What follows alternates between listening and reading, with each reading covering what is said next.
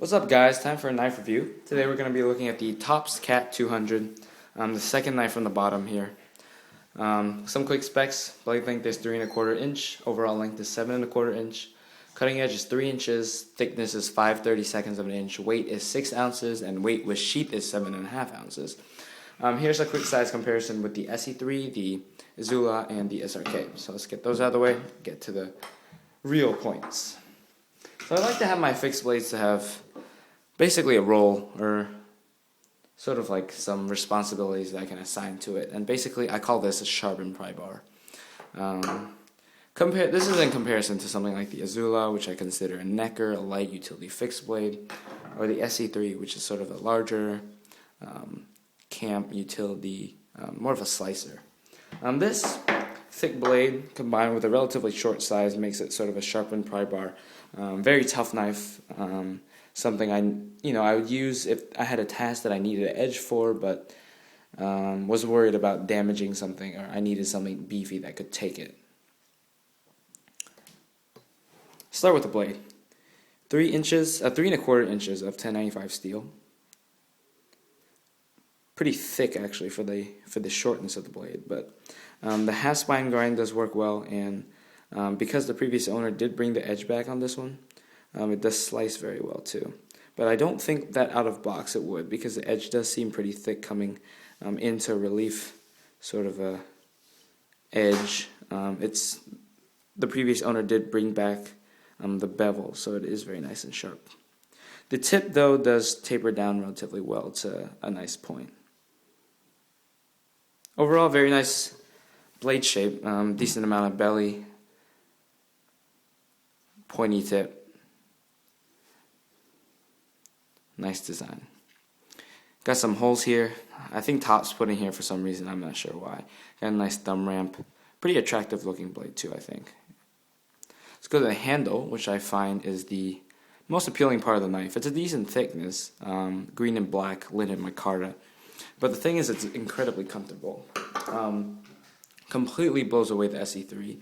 Though the SE3 is comfortable, it just can't compare it to this guy, because you do have like sort of choils for each finger, and the micarta is very smooth, very nice to the touch material, so it does fit in the hand very well. Your 4 fingers here, thumb on the ramp, just an incredible feel. And this just makes the knife a joy to use. This would be my go-to blade, just for a lot of cutting tasks, because the edge is brought back so nicely and is such a comfort to use. But I feel like in some tasks it wouldn't be the best, but if I needed something to beat up, this would definitely be the one. It's got this little bit of jimping on here. This helps you take it out of the sheath. I'll show you the sheath in a second, but handle's very, very nice. You can probably take off the handle scales with the bolts too. It does have a lanyard hole, fits paracord, and you can put a fob on there. Very nice design. I really like this knife. Here's the sheath. Very nice fitting kydex. It does shake a little bit, but it has very good solid retention. It won't come out. It's got this nice belt clip, and you can see the jimping here, which helps you extract the knife. Basically with 2 fingers like that, you can reposition up to here.